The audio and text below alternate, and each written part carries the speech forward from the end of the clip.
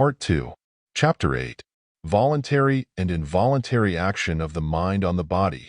Nearly all the physiological processes and functional movements of the various organs acts carried on by an unconscious and involuntary or automatic mental action. They take place in accordance with the highest intelligence and, consequently, must be the resultant of some form of mental action. But it is an interesting fact, and one that has its practical importance, that all these so-called automatic movements may be modified and even controlled by the voluntary action of the mind. Take as a familiar illustration of this the act of respiration. Breathing is usually automatic and accomplished without any conscious, volitional effort. All the muscles concerned in the respiratory movement, as the intercostal, the diaphragm, and those of the abdomen act when we sleep and when we wake, and without any expenditure of will force on our part. Yet at any moment we can, by our will, take those muscles under our control, and the breathing passes from an involuntary, automatic movement to a conscious and voluntary act. The action of the heart is almost always an involuntary movement and affected by an unconscious action of the mind. Yet there have been persons who could influence and even control its systolic and diastolic motions. The distinguished physiologist E. F. Weber of Leipzig found that he could completely check the beating of his heart. By suspending his breathing and violently contracting his chest, he could retard the pulsations. But there was danger of carrying it too far and falling into a syncope.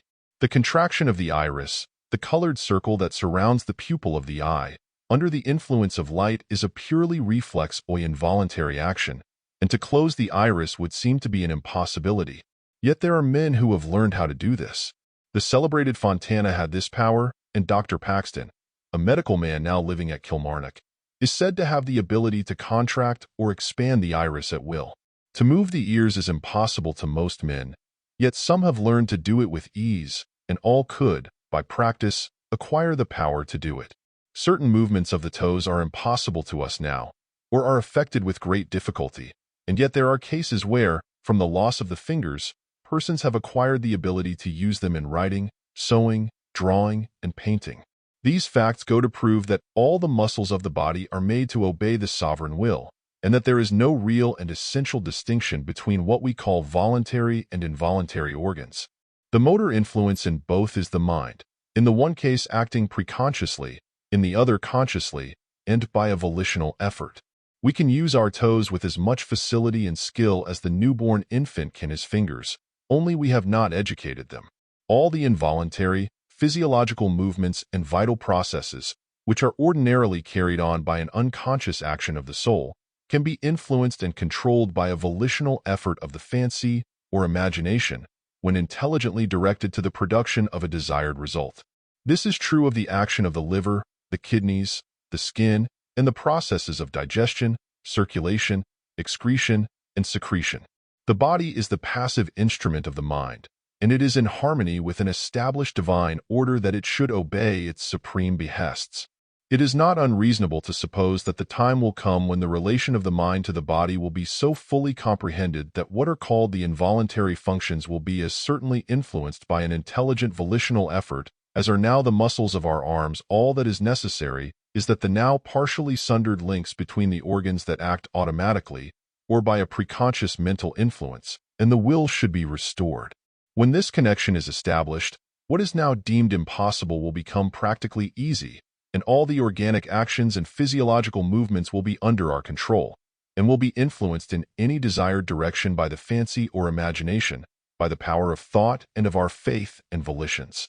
Thus, it appears that even the actions which most distinctly bear the character recognized as involuntary, uncontrollable, are only so because the ordinary processes of life furnish no necessity for their control.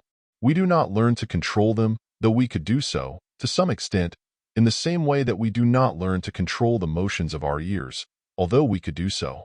All the movements of the body are classed as voluntary or involuntary, as they are performed by a conscious effort or an unconscious mental influence but in either case the moving principle, the motor power, is the mind. There are certain physiological processes and muscular movements that are supposed to be automatic and fixed by an iron necessity and wholly beyond our control. Yet there is no part of the body that is not under the dominion of the mind, and that cannot be influenced by an intelligent voluntary action.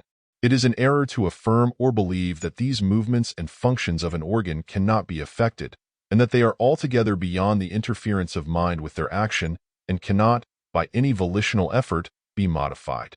Darwin, in Zoonomia, mentions the case of a person who could suspend the pulsations of the heart at pleasure, and of another who could at will move his bowels by accelerating their peristaltic action. Lord Brougham speaks of these cases as almost monstrous. But why so?